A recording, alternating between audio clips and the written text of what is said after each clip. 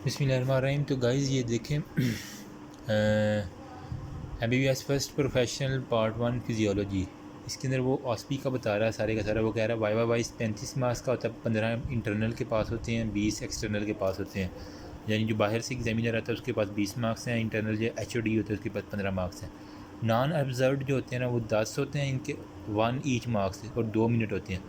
जबकि observed station जिसके अंदर आपको ओरल वाइवा देना पड़ता है, ठीक है, जिसके अंदर आप देख के कोई चीज़ देखते हैं, वो 3 और 5 मार्क्स होते हैं। 3 से 5 में वो कॉलेज के ऊपर डिपेंड करता है, वो 4 मिनट का होता है। इसमें आपको एक क्वेश्चन दे दिया जाता है, उसका आपने आंसर करना होता है, ठीक है। उसके बाद जनाब है OSPI में 30% से 40% और 30% यूँ ही ये डिवीज़न की हुई है, इसे जब छोड़ें। प्रैक्टिकल के वो कह रहा है 20 मार्क्स होती हैं, ठीक है। और ये 15 और 20 कितने हो गए, 35 ये, और ये 20 हो गए। और बाकी ये 5 मार्क्स की प्रैक्टिकल के 20 मार्क हो गए जो आप प्रैक्टिकल परफॉर्म करते हैं। कोई भी प्रैक्टिकल आपको दिया जाता है, मुझे वो दिया गया था RBCs को ना, वो एक जो थी ना, एक वो माइक्रोस्कोप के नीचे वो जो देखती हैं, उससे पता नहीं क्या कहते हैं, प्रोसीजर का नाम मुझे भूल गया। माइक्रोस्कोप के नीचे वो स्लाइड सी पड़ी होती है, बनानी होती है वो पूरी की पूरी ना, वो मेरे पास आया था। उसके बाद प्रोसीजर राइटिंग, उसके 5 मार्क्स होते हैं। और एक आपकी जो है ना वो एक प्रैक्टिकल नोटबुक बनती है, उसके भी 5 मार्क्स होते हैं, जो पूरे साल आपने प्रैक्टिकल परफॉर्म किए होते हैं। उसके बाद जनाब ये आपको फिजियो का मैं बता दूँ, ये OSPI में क्या क्या क्वेश्चन आ सकती हैं, जो ज़्यादातर आते हैं। इसके अलावा भी आ सकते हैं, जो है ना, blood group in universal donor और एक्सेप्ट रिसिपिएंट, इसका आप स्क्रीनशॉट लेना चाहें तो ले सकते हैं। मैं फोकस कर देता हूँ। ये इसके काइंडली आंसर खुद कंफर्म कीजिएगा, इसमें अंदर आंसर बहुत से गलत हैं। ये बुक है कोई मेडिकल ग्लोब के नाम से, ठीक है। स्टेशन 2 स्टेशन 1 में ये आंसर लिखा होगा, ये होता है नॉन ऑब्जर्व जिसकी बात हो रही है। Which condition is produced by RH positive blood group हो गया, फीटस ऑफ मदर हो गया having RH negative. RH negative erythroblastosis का सवाल आएगा। उसके बाद कोई अपरेटस पड़ा होगा, वेस्टेज ट्यूब पड़ी होगी, ठीक है, उसको आपने आइडेंटिफाई करना है। और इसका क्या क्या physiological condition, ESR is high, ये भी क्वेश्चन आया था, ठीक है। उसके बाद माइक्रोसिटिक एनीमिया, वो क्या होता है। और डेफिशिएंसी या विटामिन B12, यानी फोलिक एसिड की डेफिशिएंसी जो है ना, इसके अंदर माइक्रोसिटिक एनीमिया होता है, ठीक है। उसके बाद है जनाब name the area of body where reproduction of RBCs take place हो गया, आपने ये सारे वो लिखने हैं। लीवर हो गया, स्प्लीन हो गया, ठीक है। उसके बाद आइडेंटिफाई दी अपरेटस हो गया, कोई भी अपरेटस पड़ा होगा, यहाँ पे स्फिग्नोमैनोमीटर पड़ा हुआ है, ठीक है। यानी जो BP अपरेटस है उसको हम दूसरा नाम कहते हैं, स्फिग्नोमैनोमीटर हो गया। उसके बाद है what is the effect of moderate exercise on systolic blood pressure, तो इंक्रीज़ ही होगा, ठीक है। आपसे सिंपल सिंपल क्वेश्चन है, what which nervous mechanism increase करता है ब्लड प्रेशर, सिंपथेटिक हो गया। Enumerate 2 method of recording blood pressure, auscultatory और पाल्पेटरी मेथड। एस्कल्टेटरी में हम एस्कल्टेट करते हैं, पाल्पेटरी में हम सिंपल हाथ के ज़रिए ना वो पल्स के चेक करना हो, उसे पाल्पेटरी कहते हैं। रेलेक्स फार्मेशन की आती है, पिलिंग ऑफ दी RBC, वो RBC की ना जो पिलिंग हो जाती है एक वो ट्यूब के अंदर, उसे हम रेलेक्स फार्मेशन कहते हैं। और ESR में जनाब किसके अंदर वो है ना, pathological condition ESR, erythrocyte sedimentation rate, ये प्रैक्टिकल है आपका फर्स्ट ईयर में। इसके अंदर एक्यूट इन्फेक्शन और क्रोनिक इन्फेक्शन इसके अंदर रेज करता है, या मैलिग्नेंसी यानी कैंसर हो तो इसके अंदर ESR रेज करता है। 2 condition in which leukocyte count increase, appendicitis हो गया, ट्रांसलाइटिस हो गया, नमूनिया हो गया। और इसके अलावा मीन कार्पस्कुलर का है एक हो गया, MCIC mean corpuscular haemoglobin count हो गया। 32 होता है RBC हाइपोक्रोमिक हो गया, प्रेजेंट होगा। ये सारे के सारे आपने देख लेने हैं। इसके अलावा ये मैं जल्दी से पढ़ देता हूँ आपको। व्हाट इज़ FEV, ये है ये जो है रिस्पायरेशन से मुतल्लिक, उसके मुतल्लिक ये सवाल आता है, ठीक है। Which procedure what procedure first heart sound हो गया, क्लोयर माइट्रल हो गया, ट्राइकस्पिड बाल हो गया। एपेक्स बीट कहाँ पे एग्जामिन की जाती है, ये मिड क्लेविकुलर लाइन हो गया, 4th से 5th इंटरकोस्टल स्पेस। इसके ऊपर मैंने वीडियो बनाई हुई है हार्ट के चैप्टर के ऊपर, आप देख सकते हैं चैनल में जाके। In which area apex beat is examined हो गया, यही है वही। Condition in which clotting time, इसकी आप स्क्रीनशॉट ले लें तो बेहतर होगा। Clotting time is increased, haemophilia A B, vitamin deficiency हो गई है। नॉर्मल क्लॉटिंग टाइम क्या है, 2 to 6 मिनट पहले में हो गया। ये सारे न्यू बार चैम्बर, हाँ मुझे ये वाला क्वेश्चन आया था।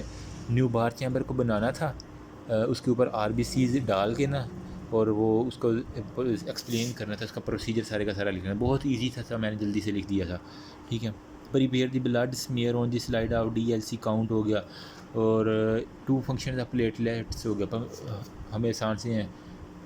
लेशमेंस्टेन 2 एसीटोन फ्री हो गया, इमेज ऑब्जर्व ड्यूरिंग माइक्रोस्कोप हो गया, आई पी इसमें वो कह रहा है। उसके बाद name the antigen on the R B Cs हो गया, and agglutinin in the plasma होगा, आपने एंटीबॉडी लगी। How what why and how many time blood is diluted to count R B C हो गया, 200 टाइम्स डाइल्यूटेशन डायल। उसके बाद pathological condition causing polycythaemia, इसके अंदर आर बी सी इंक्रीज हो जाता है, हाइपोक्सिया और पॉलीसाइथीमिया वगैरह, स्कैंटी पॉलीसाइथीमिया और पॉलीसाइथीमिया वगैरह। ये मैंने आपको स्कीम सारी बता दी है।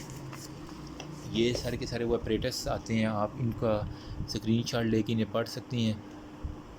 इनके ऊपर नाम भी बल्कि लिखे हुए हैं। ये सेंट्रीफ्यूज मशीन हो गया, ये हो गया एंडोट्रेकियल ट्यूब हो गया जी, और इसके अलावा ये है पास्चराइज्ड पिपट जिससे हम वो यूज़ होती है प्रैक्टिकल्स के अंदर ही, ठीक है। उसके बाद ये है जनाब वेस्टर्न ट्यूब हो गया, ये हो गया एच बी पिपट। आप देखिए अपने कॉलेज के अंदर जो है ना सारे ऑपरेटर्स, अटेंडेंट को कहें वो आपको दिखाएगा, और अटेंडेंट को अच्छे नाम पता होते हैं, तो आप उसी से पूछ के आप उसकी पिक्चर ले लें या वीडियो बना लें, उसे बार बार देखें, आपको वैसे ही याद हो जाने हैं हर चीज़।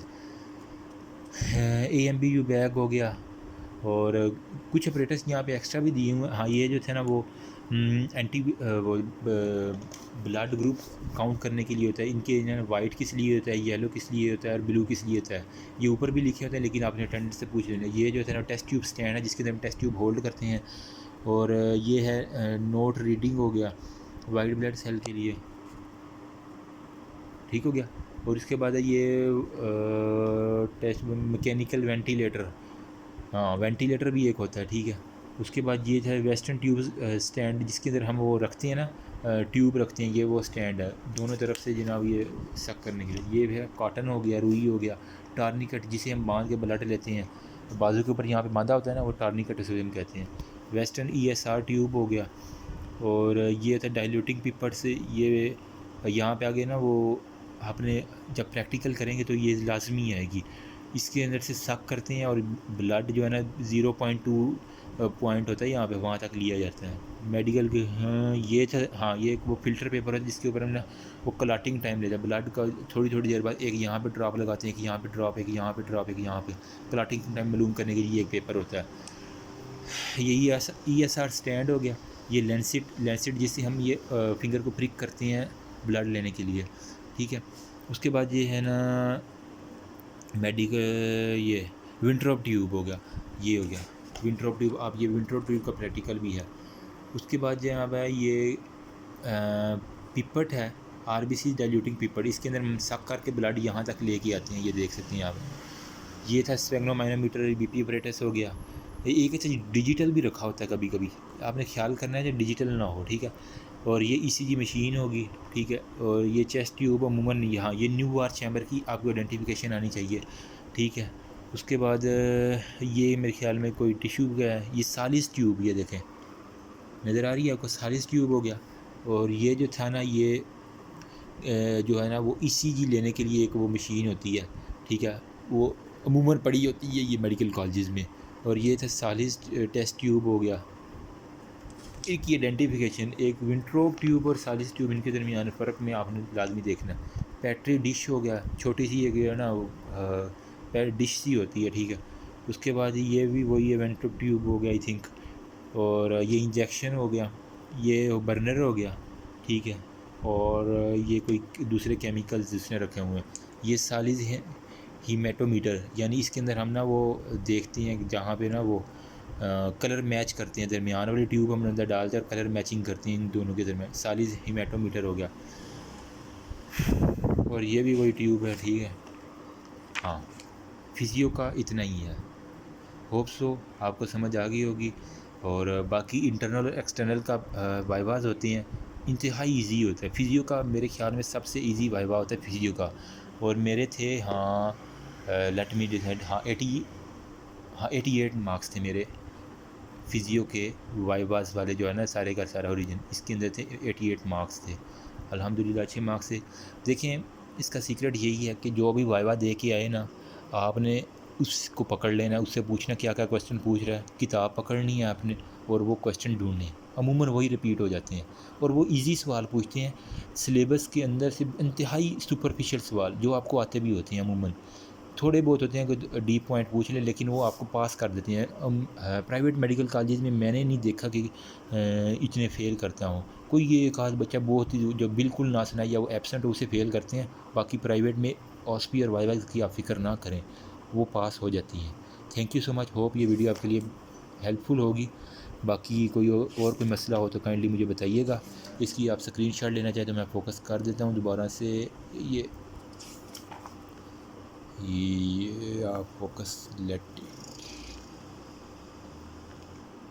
Hope so. Thank you so much.